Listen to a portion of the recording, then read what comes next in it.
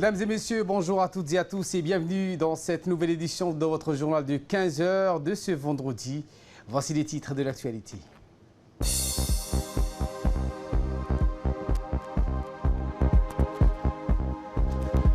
Le président de la République a regagné hier soir, dans la nuit de jeudi à vendredi, le pays à l'issue d'une visite officielle de 48 heures en République de Guinée. Et dans l'actualité internationale, 4e nuit de colère et d'affrontement au Catalogne. Voilà pour les titres. Merci si vous nous rejoignez sur Télé Djibouti. Le président de la République, Ismaël Marguelé, a regagné hier soir, dans la nuit de jeudi à vendredi, le pays à l'issue d'une visite officielle de 48 heures à l'invitation de son homologue guinéen Alpha Condé, où il a effectué en République de Guinée. Le président de la République, Ismaël Marguelé, a été décoré de la plus haute distinction, l'insigne de Grand Croix de l'Ordre national de mérite en vigueur. Dans ce pays, le chef de l'État djiboutien avait reçu cette médaille dans le cadre d'un dîner de gala que son homologue guinéen avait offert en son honneur et celui de l'importante délégation accompagnant le président de la République. Nous revenons donc sur cette visite officielle qui était placée sous le signe d'un renforcement des relations d'amitié et de coopération entre les deux pays et les deux peuples. La visite officielle du président djiboutien en République de Guinée eut pour principale étape un entretien en tête-à-tête entre les deux chefs d'État. Cette entrevue, qui a duré plus d'une heure, a été l'occasion pour les deux dirigeants d'évoquer un certain nombre de sujets d'intérêt commun. Ils ont en effet soulevé l'état des liens d'amitié et de coopération entre les deux pays et les réelles opportunités qui existent pour les relations économiques plus engagées. Les deux chefs d'État ont également passé en revue la situation politique et sécuritaire de l'Afrique de l'Est et de l'Ouest. À l'issue de leur tête-à-tête, les deux chefs d'État ont présidé une réunion de travail élargie qui, rappelons-le, a vu la participation des membres des délégations de deux pays. Au cours de cette réunion, le président Guélé et Alpha Condé ont réaffirmé leur détermination à consolider les liens de partenariat entre les deux pays. Et en marge de cette réunion de travail élargie, le président de la République, Ismaël Marguelé, et son homologue guinéen, le professeur Alpha Condé, ont présidé une cérémonie de signature de plusieurs accords.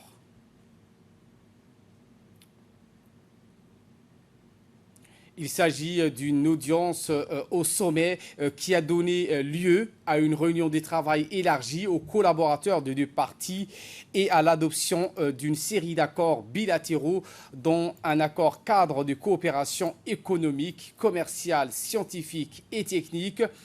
Un accord ouvrant la voie à des consultations diplomatiques régulières entre les ministères des Affaires étrangères des deux pays. Un accord relatif à l'exemption réciproque de visa pour les détenteurs des passeports de service et diplomatiques. Ces accords ont été paraphés par les ministres des Affaires étrangères des deux pays, Mahmoud Ali Youssouf côté djiboutien et Mamadi Touré côté guinéen. Le chef de la diplomatie djiboutienne a tenu donc à remercier le gouvernement et le peuple guinéen pour leur accueil et leur hospitalité fraternelle. Fin de citation.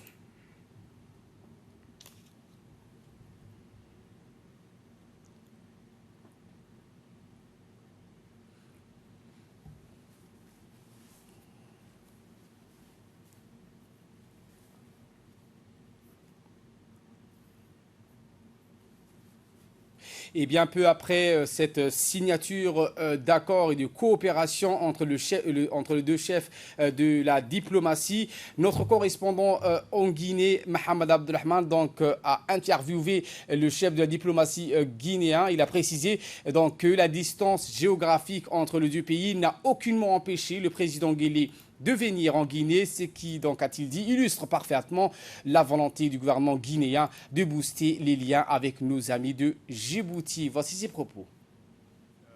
Je voudrais tout d'abord remercier très sincèrement mon collègue Youssouf et aussi transmettre les remerciements du président de la République, Alpha Condé, à son frère et président Galé pour cette visite historique parce qu'il faut y voir deux volets.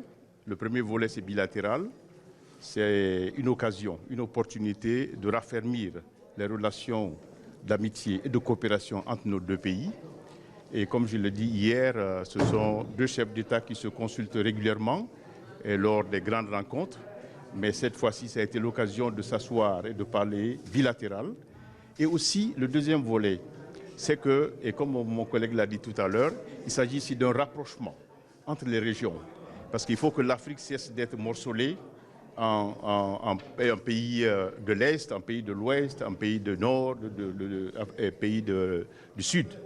Et cette visite-là va contribuer justement à renforcer cette coopération continentale, parce qu'on a des instruments qui ont été adoptés à l'Union africaine, mais concrètement sur le terrain, ce sont des visites de ce genre, des accords bilatéraux qu'on signe qui renforcent cette coopération continentale. Donc c'est le deuxième aspect qu'on y voit. Le troisième aspect, c'est que ça a été une opportunité pour les deux chefs d'État de discuter des questions sous-régionales, des questions régionales et des questions internationales.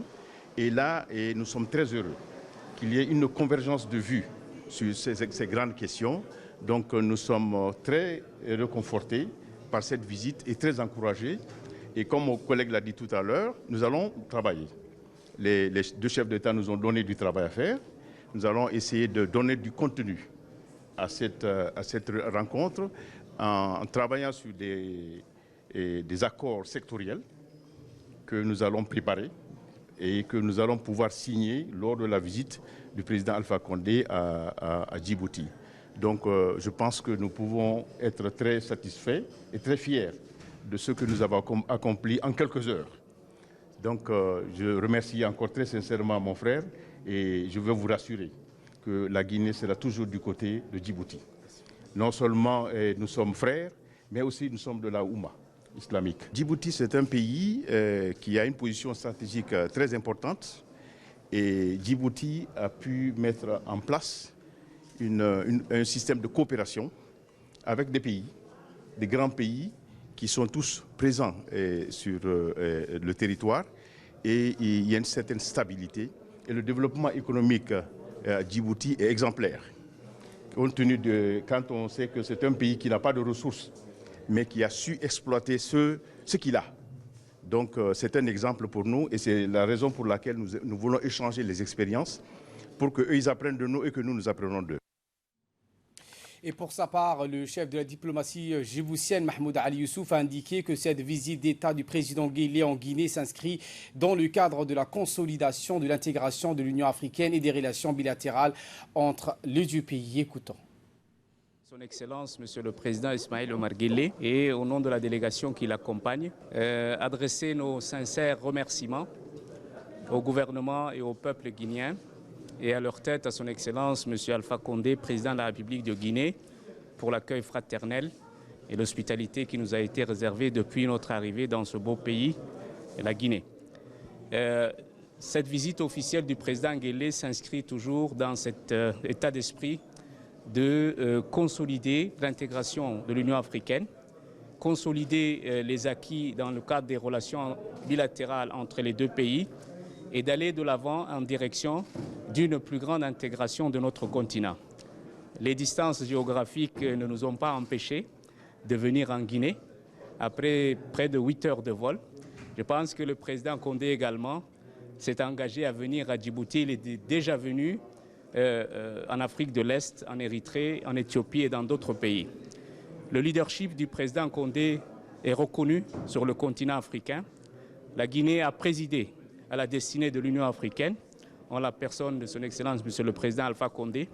Et depuis cette présidence, la Guinée a acquis une notoriété reconnue par les pairs africains.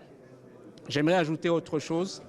Je suis venu en Guinée en 2013 en tant que président du Conseil des ministres des pays islamiques. J'ai transmis la présidence à la Guinée. Et aujourd'hui, je reviens en Guinée, je vois la différence. Il y a eu un saut qualitatif qui a été fait en matière de développement et de progrès dans ce pays. Et je crois qu'il faut reconnaître le mérite de ce saut qualitatif, de ce progrès à la politique éclairée, poursuivie par le président, son Excellence Alpha Condé. Nous sommes aujourd'hui heureux de savoir que nous avons signé un certain nombre d'accords. Nous allons travailler à la commission mixte qui doit se dérouler à Djibouti au mois de février prochain. D'autres accords sectoriels seront également d'abord étudiés, discutés, pour que la visite de son Excellence M. Alpha Condé à Djibouti au mois de février soit couronnée de succès et à la clé d'autres accords qui permettront de consolider les acquis des relations bilatérales entre les deux pays. Nous avons signé un accord sur la consultation politique et diplomatique, un accord cadre de coopération multisectorielle, un accord d'exemption des visas pour les passeports diplomatiques. Nous sommes en train de travailler sur un accord de coopération en matière portuaire. Nous travaillerons également à un accord en matière de gestion des ressources hydrauliques. Nous allons essayer d'aller de l'avant en matière d'énergie parce que ce sont les instructions de nos deux chefs d'État. Le président Condé a clairement indiqué que l'énergie, la maîtrise de l'énergie et des énergies renouvelables était un facteur essentiel dans le développement des pays. Nous allons travailler également à un accord en matière de coopération multisectorielle. L'agriculture et d'autres secteurs feront l'objet également de discussions. En amont, nous allons travailler à les préparer pour qu'au mois de février prochain, tout cela soit signé et mis en musique avec les efforts que les deux gouvernements sont en train de mener en faveur de nos peuples respectifs. Et un autre temps fort de cette visite officielle du président Ismaïl Mar Guelleh en République du Guinée a porté sur le fait qu'il ait une visite guidée au sein du terminal à conteneurs du Conakry. À son arrivée sur les lieux, le président Guelleh, qui était accompagné de son homologue guinéen, a été accueilli chaleureusement par le ministre guinéen du Transport, la directrice générale du port et l'ensemble du personnel de cette infrastructure portuaire. Des chants et des danses traditionnelles ont rythmé la cérémonie d'accueil du chef de l'État djiboutien au sein du terminal à conteneurs de Conakry. Et donc, il a ensuite écouté dès son arrivée les explications des principaux responsables du port.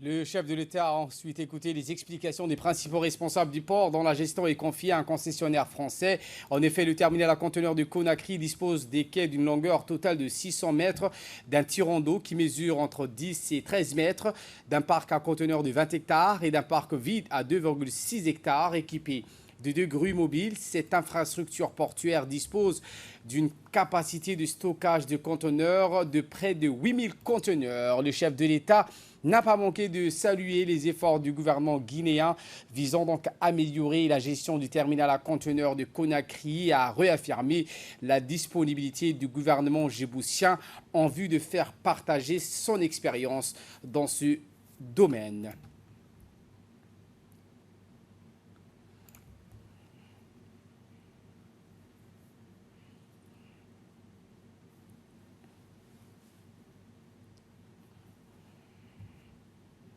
L'actualité de ce 15h, c'est aussi cette visite de travail du ministre de la Communication chargé des postes et des télécommunications, Redouane Abdillahi Bahdan, qui s'est rendu en République fédérale de la Somalie, accompagné par l'ambassadeur de la République du Djibouti à Mogadiscio, Aden Hassan Aden.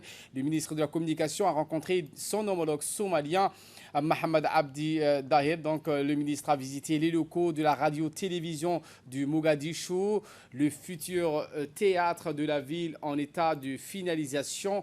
Les discussions ont également été axées sur l'état d'avancement du projet DER, ce projet phare qui fera de Djibouti le nœud de connexion de la région, mais aussi pour les long termes un hub international de télécommunications dans la région.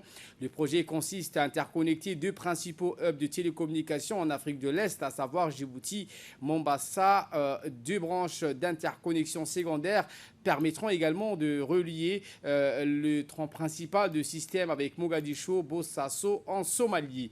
Le ministre somalien de la communication, Mohamed Abdi, a remercié le chef de l'État, Ismaïl Omar Guelleh, le gouvernement djiboutien, sa population qui œuvre inlassablement jour et nuit pour la nation sœur de la Somalie.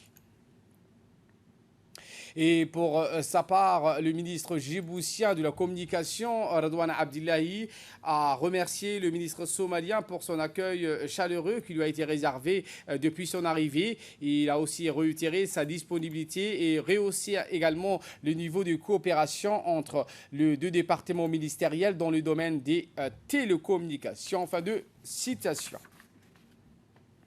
Dans le cadre de la politique de lutte contre la désertification de l'environnement, en proie à des sécheresses accentuées, le ministère de l'Agriculture, de l'eau, de la pêche, de l'élevage et des ressources halieutiques a entrepris une campagne de plantation de 100 000 arbres. Cette campagne a vu la participation de l'ensemble du gouvernement et des institutions étatiques car l'environnement est l'affaire de tous.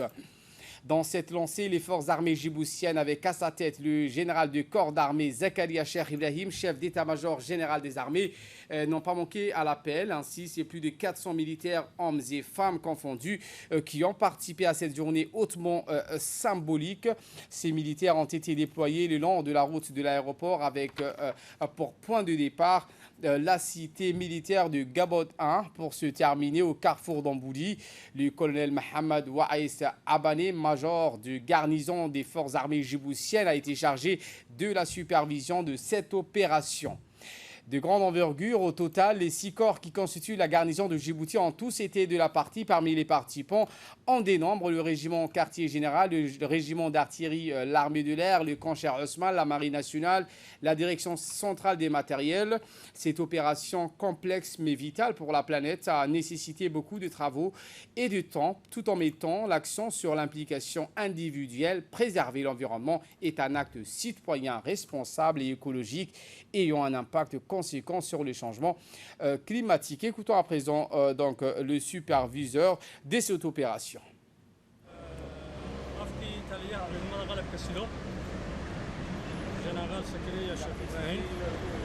La République de Djibouti est donc signataire de la Convention de Rio de 92 qui prône l'application des politiques nationales voire régionales pour la préservation de l'environnement.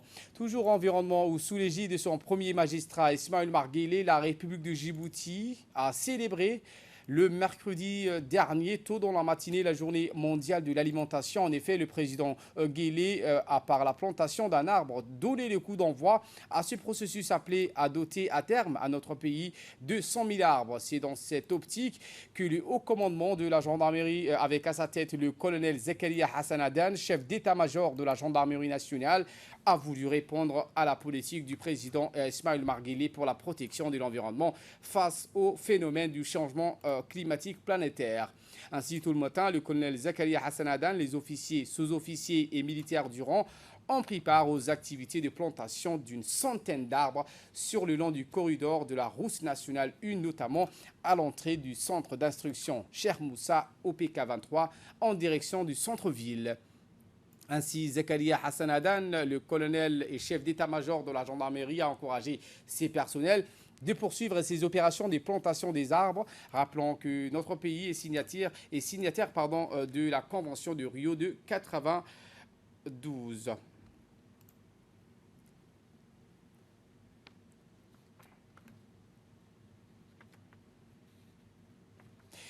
Et c'est au tour de la garde-côte qui a œuvré sans relâche le long du corridor de la route de Doralé afin de préparer les trous devant accueillir les arbres.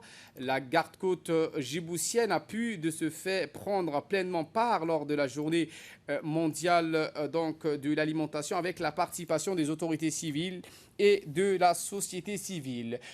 On peut donc signaler notamment la participation de Mme Filsan Douxi Boulalé, directrice de la société Illico, qui confectionne des produits de maroquinerie à Djibouti et qui a tenu donc à honorer cette initiative nationale qui vise donc à protéger l'environnement et lutter contre les effets du réchauffement climatique. Le CRIPEN et le ministère de l'Éducation nationale et de la formation professionnelle n'est pas en reste. Il a organisé une opération de grande envergure de plantation d'arbres dans tous les établissements scolaires du pays.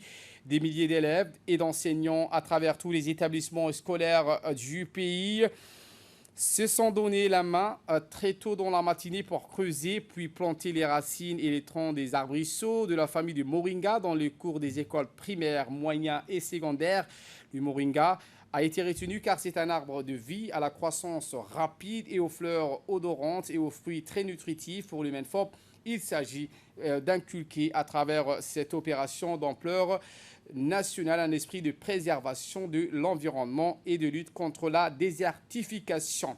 Le secrétaire général du MENFOP, Mohamed Abdallah Mahyoub, a pris donc la tête d'une tournée avec le haut cadre du ministère dans plusieurs établissements afin de s'assurer du bon déroulement de cette opération. La délégation a été agréablement surprise par la forte mobilisation des personnels administratifs qui ont tout mis la main et ont planté des racines de moringa dans les allées de cours d'école. Le secrétaire général et le haut cadre du ministère se sont réjouis de cette mobilisation qui montre la pleine implication et surtout le début du changement de mentalité qui devra donc installer un esprit protecteur de l'environnement parmi les élèves. Toujours dans le cadre de la prise de contact, le préfet de la région de l'Unité, M. Adan Darar Moussa, s'est rendu dans la localité de Daoudaouia.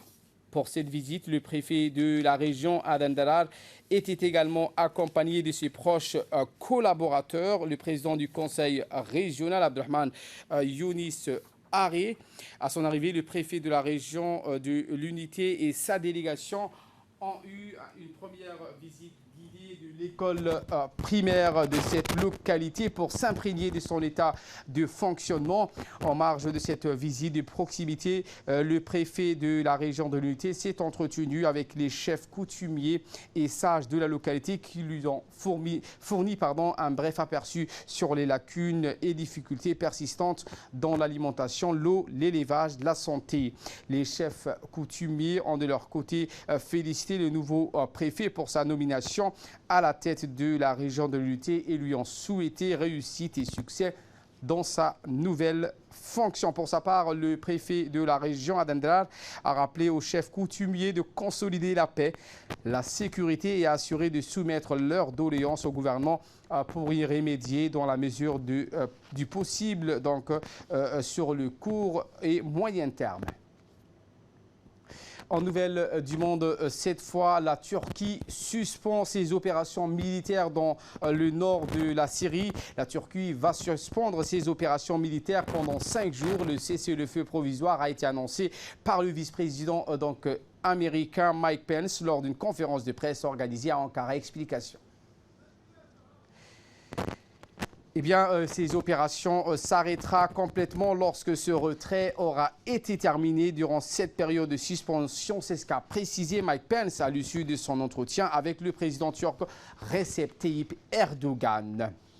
Je vous le disais en titre, 4e nuit de colère et d'affrontements en Cologne. Une fois de plus, Barcelone a été le théâtre de protestations contre l'emprisonnement de 12 dirigeants séparatistes catalans. Des groupes de manifestants violents ont incendié des conteneurs, des magasins et construit des barricades. Certains se sont également adonnés à des pillages. La tension a été à son paroxysme lorsqu'un groupe de partisans d'extrême droite a tenté d'approcher les manifestants, obligeant la police régionale à intervenir. Puis le gouvernement espagnol, ces épisodes de violence vécus cette semaine ne sont pas suffisamment graves pour prendre le contrôle direct de la police de la région, comme l'exigent les partis de droite.